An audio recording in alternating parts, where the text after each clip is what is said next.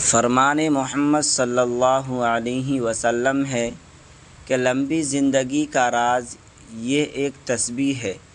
یہ تسبیح پڑھنے والا 100 سال تک بیمار نہیں ہوگا۔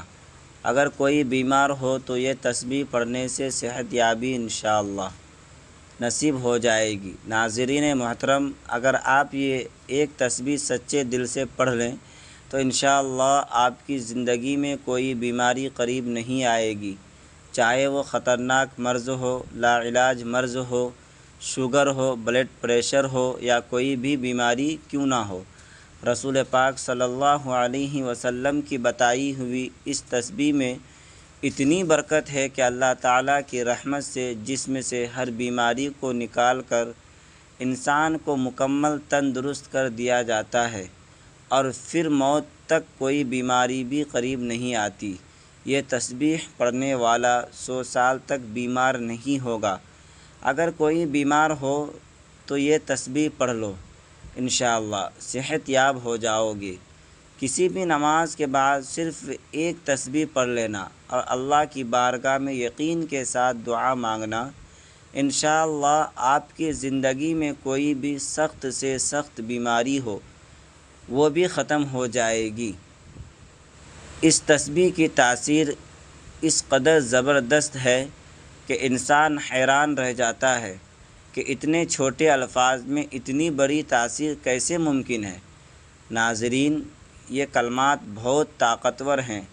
انہیں اپنی زندگی میں ایک بار ضرور پڑھ لیں تاکہ آپ پر اللہ تعالیٰ کی خاص رحمت نازل ہو اور جسم سے ہر قسم کی بیماری کا خاتمہ ہو جائے۔ یہ کلمات انسان کو نہ صرف بیماریوں سے محفوظ رکھتے ہیں بلکہ دل کو سکون عطا کرتے ہیں اور روح کو تازگی بخشتے ہیں۔ ان کلمات کو پڑھنے والا اللہ تعالیٰ کی صفات کا حقدار بن جاتا ہے، اور وہ بیماری جو انسان کو برسوں سے تنگ کر رہی ہوتی ہے وہ چند دنوں میں ہی ختم ہو جاتی ہے۔ محترم عزیز، جب ہم نبی کریم صلی اللہ علیہ وسلم کے ان اوصاف کو پڑھتے ہیں تو ہمیں اپنی زندگی کا محاسبہ کرنا چاہیے کہ ہم کتنے خود غرض ہو چکے ہیں، ذرا سی بات پر لڑ پڑتے ہیں، ذرا سنبھلنے پر فساد میں جا پڑتے ہیں، اور جب نعمتیں کم ہو جائے تو شکوے شروع ہو جاتے ہیں۔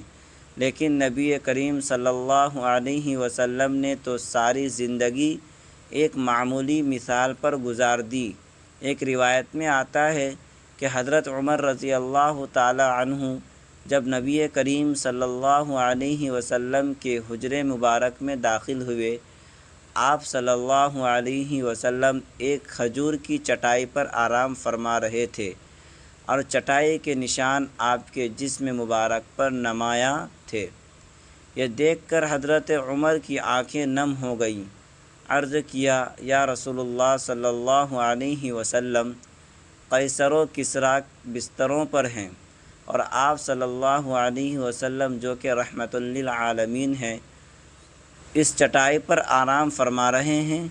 آپ صلی اللہ علیہ وسلم مسکرا کر فرماتے ہیں، عمر، کیا تم یہ نہیں چاہتے کہ ان کے لیے دنیا اور ہمارے لیے آخرت؟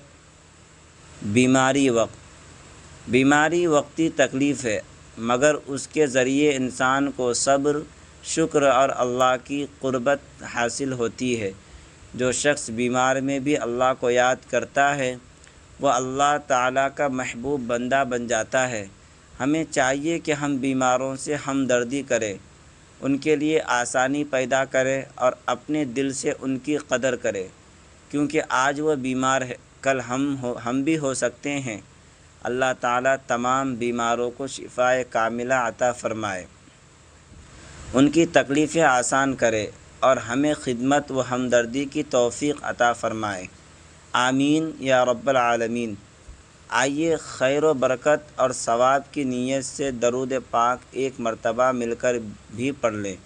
اللہم صلی علی محمد وعلی آل محمد کما صلیت علی ابراہیم وعلی آل ابراہیم انک حمید مجید۔ اللہم بارک علی محمد وعلی آل محمد کما بارکت علی ابراہیم وعلی آل ابراہیم انک حمید مجید۔ اس کے بعد تعوذ اور تسمیہ یعنی اعوذ باللہ من الشیطان الرجیم بسم اللہ الرحمن الرحیم پڑھنا ہے۔ اس کے بعد ناظرین لا الہ الا اللہ، لا الہ الا انت سبحانک انی کنت من الظالمین، یہ تسبیح پڑھنی ہے، یعنی 100 مرتبہ یہ آیت پڑھنی ہے۔ اس کے بعد پہلا کلمہ یعنی لا الہ الا اللہ محمد الرسول اللہ کی بھی ایک تسبیح پڑھنی ہے، یعنی 100 مرتبہ پڑھنا ہے۔ اور جب یہ تسبیح مکمل ہو جائے تو آخر میں اتنی ہی مرتبہ درود پاک لازمی پڑھنا ہے جتنی مرتبہ آپ نے ابتدا میں پڑھا تھا۔ ناظرین اس پورے وظیفے کی صرف ایک شرط ہے کہ آپ نے اللہ کی ذات پر کامل یقین اور مکمل اعتماد رکھتے ہوئے یہ وظیفہ پڑھنا ہے۔ دلوں میں وسوسے رکھیں گے تو دعائیں اور وظیفے قبول نہیں ہوتے، جیسا کہ اللہ کے ایک پاک فرمان کا مفہوم ہے کہ میں بندے کے ساتھ ویسا ہی معاملہ کرتا ہوں جیسا بندہ مجھ سے گمان رکھتا ہے۔ اگر آپ دلوں میں یہ وسوسہ رکھیں گے کہ پتہ نہیں میرا وظیفہ قبول ہوگا یا نہیں ہوگا، مجھے بیماری سے شفا ملے گی یا نہیں ملے گی، تو بھائیوں اور بہنوں میں آپ کو بتاتا ہوں کہ ایسے کوئی وظیفہ بھی اثر نہیں کرتا۔ آپ دل میں یہ یقین رکھ کر وظیفہ کیجئے کہ انشاءاللہ آپ کا وظیفہ بھی اللہ تبارک و تعالی ضرور قبول فرمائیں گے اور آپ کو شفا بھی اللہ تعالی ضرور عطا فرمائیں گے۔ تو آپ دیکھیں گے کہ آپ کو کتنی جلدی بیماری سے شفا ملتی ہے۔ محترم عزیز، جو بھی سب سے سخت بیماری ہو، لا علاج مسئلہ ہو، کوئی ایسی پریشانی ہو جو حل ہونے کا نام نہ لے رہی ہو، تو یہ عمل آپ کو ضرور کریں۔ انشاءاللہ اللہ پاک آپ کو ان کلمات کی برکت سے فوری شفا عطا فرمائے گا اور آپ کے دل کو سکون ملے گا۔ انشاءاللہ اس عمل کی برکت سے آپ شفا یاب ہو جائیں گے۔